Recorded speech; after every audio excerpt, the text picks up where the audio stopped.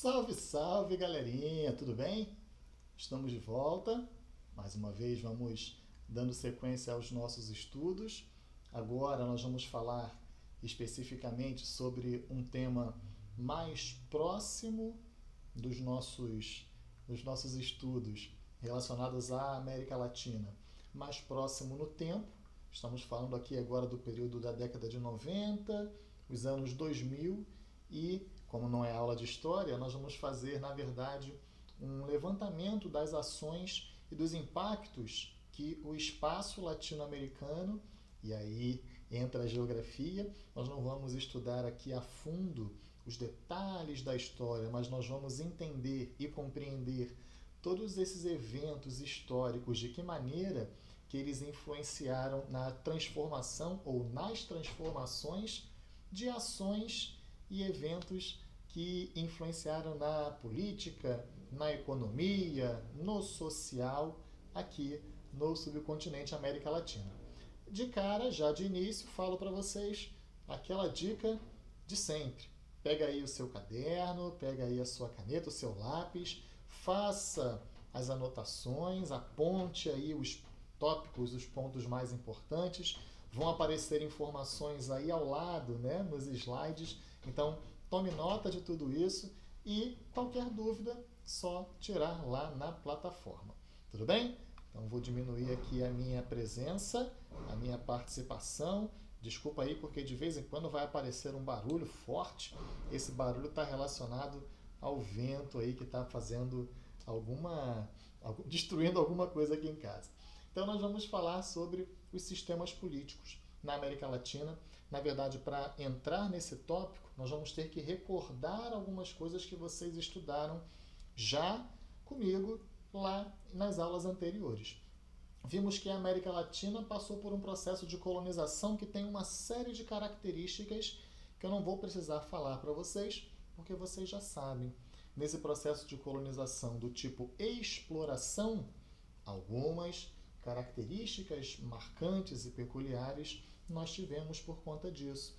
As consequências desse processo de colonização, onde os colonizadores tinham interesses aqui no subcontinente América Latina, a extração e retirada dos minerais preciosos, da matéria-prima e o escoamento dessa produção voltada para o mercado externo, o não desenvolvimento das estruturas locais. Tudo isso é pré-requisito, é pré-conceito para a gente entender aquilo que aconteceu e que nós estudamos na aula passada, que foi todo o processo de desenvolvimento na década dos anos 2000, né? Na verdade, na década dos anos 1900 até chegar nos anos 2000.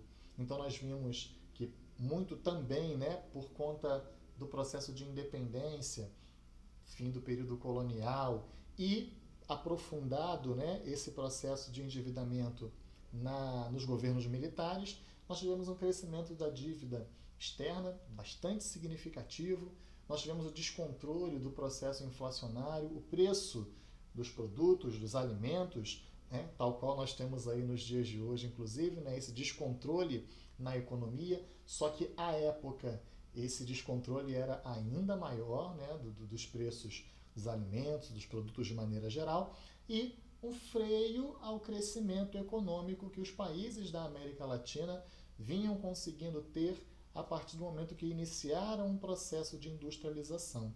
Então, é nesse contexto onde nós estávamos estudando o período da Guerra Fria, ou melhor, nós comentamos sobre o período da Guerra Fria, que teve uma influência na existência dos governos militares aqui no continente, na América Latina. É a partir do fim desses governos militares, por conta de toda essa problemática de endividamento, de inflação e de estagnação econômica, que nós vamos ter a chegada de um modelo neoliberal. E aí alguns alunos, né, vocês me perguntavam lá na plataforma, mas eu não entendi essa parte do neoliberal, que na verdade a gente tem um conjunto de características que representa e que expressa esse modelo. A gente nem estudou efetivamente, mas vimos alguns traços e algumas características que fazem parte desse neoliberalismo. Então, o que representou essa mudança pós governos militares e aí na década de 90 a ascensão desse modelo neoliberal? Uma reunião que foi feita ali nos Estados Unidos, que foi o chamado Consenso de Washington, e a partir desse Consenso de Washington, algumas medidas foram estabelecidas. Essas medidas impunham para os países da América Latina, que já estavam bastante atrasados, né, por conta de toda essa problemática que aparece aqui em cima, a dívida externa, a inflação, a estagnação econômica. Então esses países eles passam a adotar uma medida onde o objetivo estabelecido seria a retomada de um crescimento econômico, a saída dessa situação de crise. Qual foi o remédio imposto para isso? O corte de gastos, e aí quando nós falamos em corte de gastos, significa cortes de investimentos por parte do Estado. Em síntese, nós temos, por exemplo, a diminuição dos investimentos no Estado em educação, a diminuição dos investimentos do Estado em saúde, a diminuição dos investimentos do Estado em infraestrutura. O que significa isso? Se diminui os investimentos, significa que não há o desenvolvimento nessas estruturas, que são estruturas importantíssimas para a população. Além da diminuição dos investimentos, nós temos a obrigatoriedade desses países de promoverem a redução das suas dívidas. Então, muito daquilo que é gerado de riqueza nos países, né, dentro daquilo que nós vamos chamar de produto interno bruto, o somatório de todas as riquezas, boa parte desses valores eram utilizados para o pagamento das dívidas. E aí, dentro do contexto da diminuição dos investimentos, a política de privatizações, o Estado vender as suas empresas para a iniciativa privada, o que, em algumas maneiras, né, em alguns pontos, representou aquilo que nós vimos na semana passada, né? Eu vou mostrar daqui a pouquinho na sequência dos slides. Um processo de modernização nas estruturas industriais, mas, de certa maneira, também a diminuição das garantias por parte do Estado no desenvolvimento, vamos dizer assim, um desenvolvimento autônomo. Ficou aquele desenvolvimento dependente da tecnologia de fora, dependente dos investimentos que vinha de fora. E, para acrescentar também a essas características no Consenso de Washington, né, uma das medidas era a obrigatoriedade da diminuição dos direitos do trabalhador. Então, o trabalhador que já vinha sofrendo por conta, e nós falamos sobre isso, né, de um desemprego estrutural, ou seja, nesse processo de modernização, as máquinas passam a assumir a função do trabalhador e, além do desemprego, o trabalhador ainda também tem as suas garantias perdidas. Então, esse modelo neoliberal, que veio como um modelo de salvação da economia, ele realmente priorizava a economia. O social foi deixado de lado, porque os estados assumiram essa postura de diminuição dos investimentos. E aí, ainda como consequência desse período de crise, nós vamos ter uma crise econômica resolvida, mas o social, as desigualdades sociais ainda crescendo e crescendo bastante. Aparece aqui do lado, e aí nós temos essas 3 setinhas, né, mostrando como consequência dessa política neoliberal os pontos positivos, os pontos negativos, aqueles que nós comentamos na aula passada, no final do vídeo passado. Depois, se vocês quiserem, podem fazer de novo, né, assistir pelo menos ali o finalzinho daquele vídeo da aula passada, mas a modernização da produção associada à chegada dessas empresas multinacionais ou transnacionais nos setores de tecnologia. Nós falávamos na semana passada, ou melhor, na aula passada, né, nós falávamos sobre o processo de modernização do sistema de telecomunicações. Celular não era para todo mundo, telefone fixo em casa, quase nem todas as famílias tinham. Na minha casa, por exemplo, a gente não tinha telefone fixo, celular menos ainda, porque era só para quem tinha condições, poucas pessoas tinham.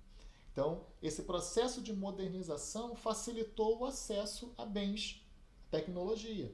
Só que, se a economia ficou a salvo, o social nós vimos um aprofundamento, né? O aprofundar dessas diferenças sociais.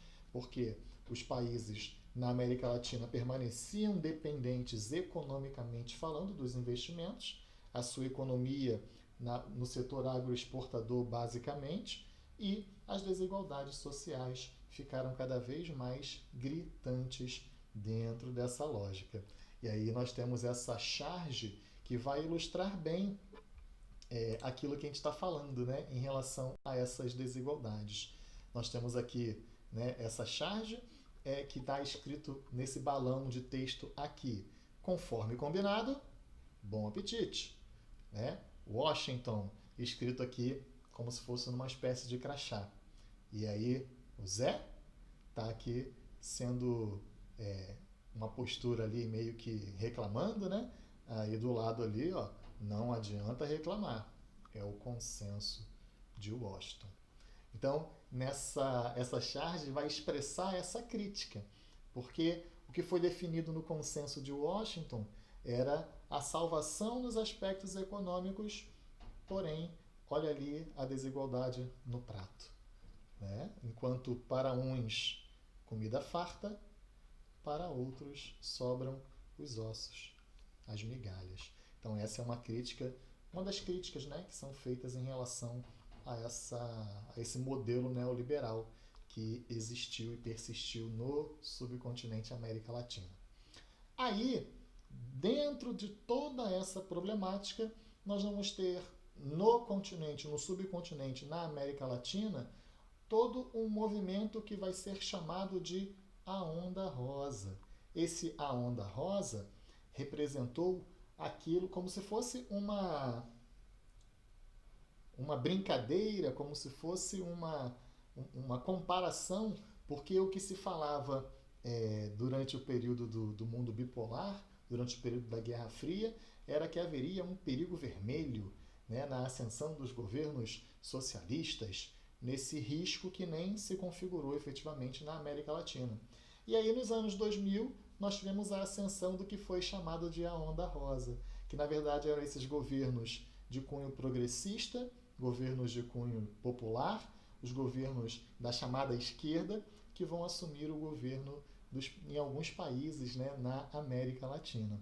E essa Onda Rosa, ela mostrava, na verdade, esse grande descontentamento popular por conta do próprio modelo neoliberal, de um modelo que privilegiou o econômico e meio que deixou de lado o social, porque não deixava com que o Estado realizasse esses investimentos. Então ali nós temos alguns países que vão dar essa guinada em direção a esses governos progressistas. No Brasil nós tivemos Lula e Dilma representando esse período. Na Venezuela nós tivemos Hugo Chávez, depois da sua morte, Nicolás Maduro assumindo. Na Bolívia o Evo Morales assume. Inclusive, não sei se vocês estão acompanhando aí o noticiário, mas na Bolívia teve eleição aí essa semana, né?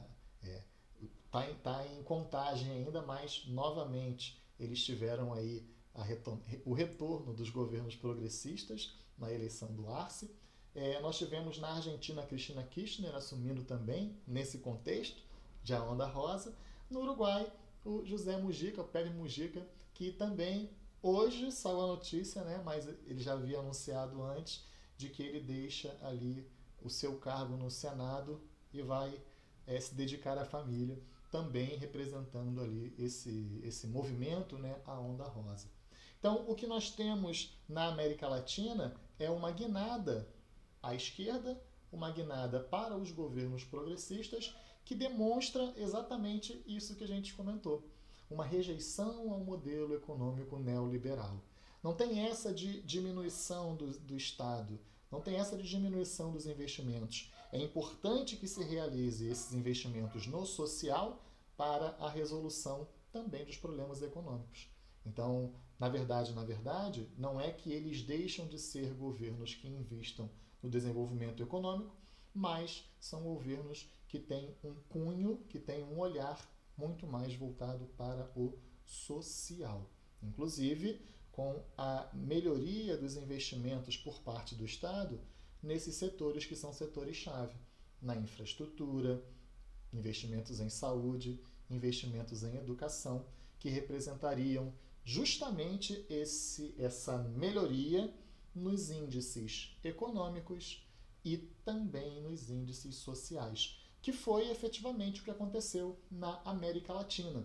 Ali, mais ou menos até os anos 2012, 2014, 2015, quando iniciou aí uma série de movimentos, né, nesses países onde houve aí aquilo que vai ser chamado por um grupo, né, de golpes de Estado, por outros uma guinada de novo à direita, mas que é assunto e papo para mais para frente nas aulas de atualidades, onde nós temos inclusive aí um retornar de alguns países para esses governos de caráter progressista. Bom, deixa eu aumentar aqui a minha presença na tela. Essa aula, esse material, essa conversa que nós tivemos aqui está muito antenado com algumas discussões da política que nós temos aí nos dias de hoje. Essa aula é uma aula de política? Não. É uma aula para a gente entender o que aconteceu, ou melhor, a gente não vai entender só com essa aula, mas pelo menos a gente vai ter algumas pistas do que aconteceu década de 90, onde nós tivemos esse período, né, neoliberal, os anos 2000 e 2010, essa década e até a metade dos anos 2010, mais ou menos, onde nós tivemos essa guinada em direção aos governos progressistas, que é o corte do material de vocês, que é o corte da nossa aula e das nossas discussões. Então, mais uma vez, pausa o vídeo quantas vezes vocês acharem necessário. Eu acho que o som hoje vai chegar muito melhor para vocês, conseguir fazer a aquisição de um microfonezinho melhor. Anota esses tópicos presentes aí nos slides, na tela que apareceu aqui do lado. Qualquer dúvida, é só perguntar lá na plataforma. Meus queridos, grande beijo, tchau, tchau, até a próxima!